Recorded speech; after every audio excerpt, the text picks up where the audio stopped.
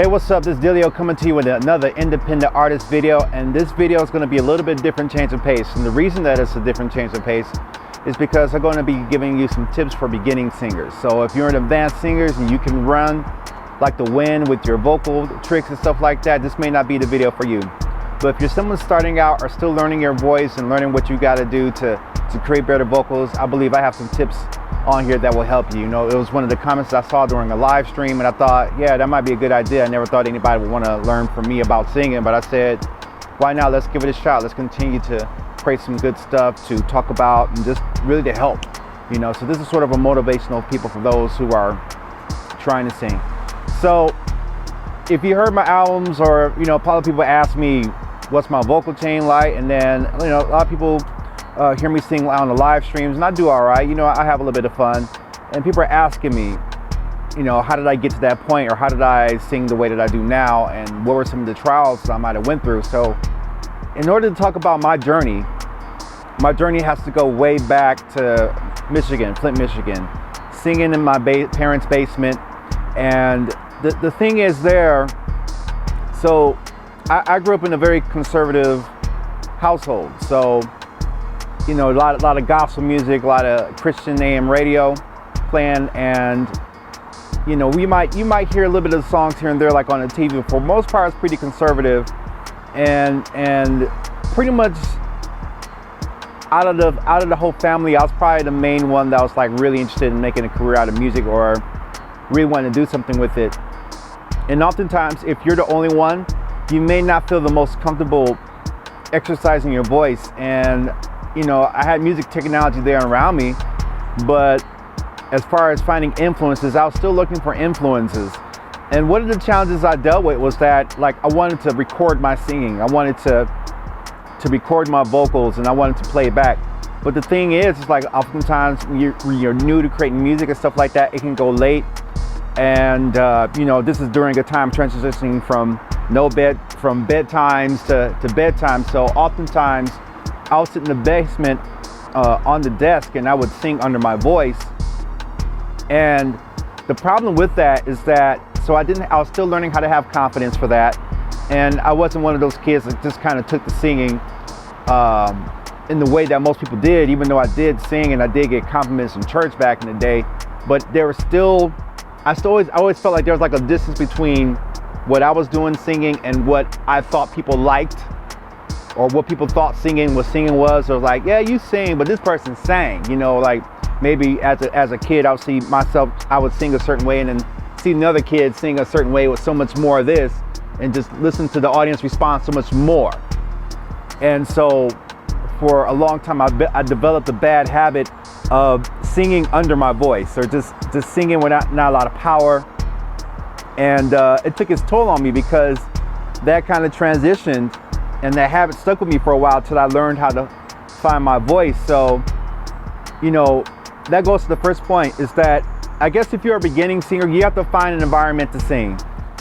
The first thing that comes to my head is singing in your car. You know, that's a nice private place, you know, and I know somebody might catch you looking at you in traffic like, what you doing over there? And you singing. The thing is, it's like you have to find an area to where you can sing without judgment. You have to find an area where you can sing without worrying about criticism. Because if you haven't found your voice, or you're developing your voice, it's very easy to get caught up and start thinking everybody else's thoughts and opinions about how you sound. And then on top of that, you're your own worst critic, so you have to think about how you sound to yourself. So it's important to find a sanctuary or place, and starting out, you know, it's hard to find that personal place where you can scream, or you can shout, or you can sing loud, or you can sing quietly, and also at the same time make a lot of mistakes. So if you can't sing in your car, you can't sing in your own apartment. That's another thing. I've heard people sing in apartments when I lived in an apartment, and you know, they're singing their lungs out. But at the same time, I have to hear that. And there's some people that don't think about that dynamic of disturbing other people when they're practicing, and I get that. If I knew now what I knew then, and I knew I needed to find a place to practice my singing, I would find ways to invest in rehearsal spaces, or I would invest in studio time and tell the person, look, I'm paying you for this time, but I need some privacy. I got to work on my singing and stuff like that. Y'all can take 5 for the session. You know what I'm saying? I paid the session. Typically 9 times out of 10, if you're paying for studio time or you're paying to use a space for a certain amount of time, you should be able to freely use it the way you want to without damaging equipment. And nobody's singing is so bad that it damages the equipment unless the engineer has something turned up way too high. But you have to find that place to develop your voice. You have to find that place to develop your style. Another tip is to learn your favorite songs. You know, if you like singing, there's probably a favorite artist you like to sing like. Don't be afraid to sing like that person for a little bit. And as you do that, don't be afraid to sing like that person for a little bit. Sometimes for me personally, I like to borrow a little bit from Usher, or I like to borrow a little bit from Music Soul Child, or a little bit from Chico DeBarge, you know, and then I find my own thing through experimentation of what I like to do. And I find my own vocal runs, and I find my own confidence in that. And for a long time, the mistake I made in the past was that I didn't like how I sounded because I didn't sound like what I've seen people respond positively to, because the timbre of my voice sounded different than famous gospel singers or famous R&B singers and stuff like that. And so even when you share your music as a kid, you know, you're kind of trying to feel like, okay, are y'all liking the music or not? And even as an adult to this day, I have to remember to like my music and to like my sound, even though there are certain people that I know in real life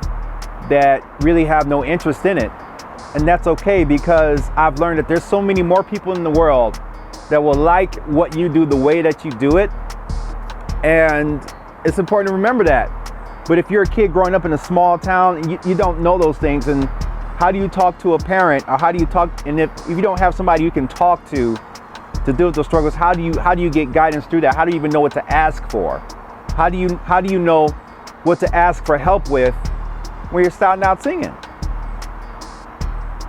So it's very important to find a place where you can practice, find your voice, learn how to sing from your diaphragm. And I'm not a vocal coach by a long shot, but singing out, projecting your voice, learning how to project your voice is very important. Another thing that I think you should do as a beginning singer is that you got to start recording yourself. You got to go from the only reason you don't like what you sound like, and I get this all the time, oh, I hate how I sound, oh, I hate how I sound. The only way you're going to get through that is to start recording. One thing as a kid that I love to do is just hit record on a tape player, make some noises around the house, or make a beat with my mouth and just go in and then play it back. And it was just the most amazing thing that this device will play sound back exactly the way that I created it. So you got your cell phone, you got a recording studio in your pocket. Use it. You have to start recording yourself. You have to start getting used to the fact that you're singing. And the cool thing about recording yourself, and even video, even for me, every motivational independent artist motivation I do is a stepping stone for me to present better.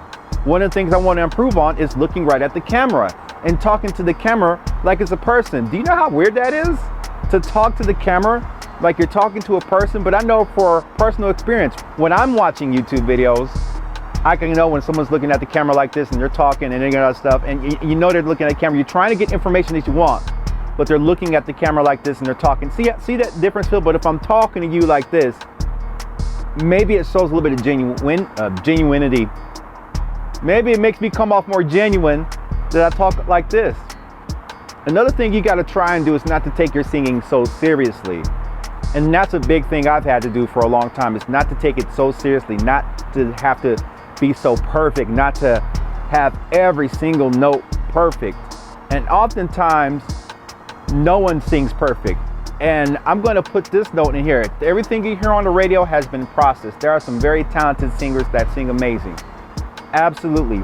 But even those who can sing perfectly and have perfect pitch and perfect runs and perfect inflections are still going through Melodyne, which is a vocal pitch correction plugin. It's still going through Autotune. They're still putting stuff in there to process it. And also think there's still tools being involved. Think about this. There's still tools being involved in professional vocals, from Beyonce to T-Pain to Jay-Z and Iggy Azalea. Oh, yeah, Iggy. Thought about that. Iggy. A lot of vocals. Mariah Carey, Timbaland. Just everybody's going through processing. So don't be so quick to compare what you're doing on a cell phone. And they got cell phone apps that process your voice like crazy now. It's amazing what the technology can do now these days. But the point is that I'm trying to make is that you gotta try not to be so critical of your voice, because everybody professional has gone through compression. They have the greatest microphones. They got the greatest processors. They have a team behind them. They got vocal designers taking care of the pitch, taking care of inflections. And that's why it's important to hire a good engineer if you want to get it to the level to process your vocals there. But if you're just starting out, don't worry about that. Get comfortable recording yourself. Get comfortable just singing. You know, just get comfortable just doing what you want to do with it, and you'll feel better about it. The only reason you don't like how you sound is because you're not used to it. And the cool thing is, and then another benefit for beginning singers is this. If you're a beginning singer and you want to make connections with people, you're able to prove your point of what you're willing to do by recording yourself and posting it online. Yes, I know the internet is a wild place to post things, because just as quick as you get somebody giving you compliments, you'll get somebody else trying to tear you down. But that's a good thing, because you have to learn to develop the thick skin for that. You have to be able to take the criticism. Not everybody's gonna like. And here's my thing. See, I don't get a lot of criticism. I think I'm like right in the middle ground, where I'm not so bad that I can be memed, but I'm not so amazing that people are like, oh my God, right? Like I'm like right there, I believe. And the thing that I get is silence. Like I'll share music, and there's a lot of people know I do music and know I release stuff. But even still to this day, I still have to deal with people saying, no, I didn't know you put out your music. No, I didn't listen to it. And that's fine, because there's so many other people in the world that do listen to it, that do appreciate what I do. And the same thing can happen for you. So those are some beginning tips to help you just kind of grow in your musical journey and stuff like that. Don't be so hard on yourself. Don't be afraid to take it seriously. You can see me make mistakes singing live on my live stream, and you can see me just work on that. And you know, maybe I might do a video of me just singing back here, just to show you guys like, hey, this is how it's done. You want to record yourself singing? Do it. So I hope this helps you. This has been another independent artist video.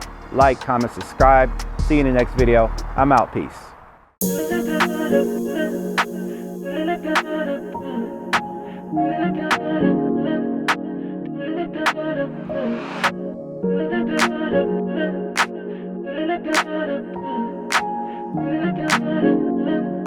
Dillio on the track.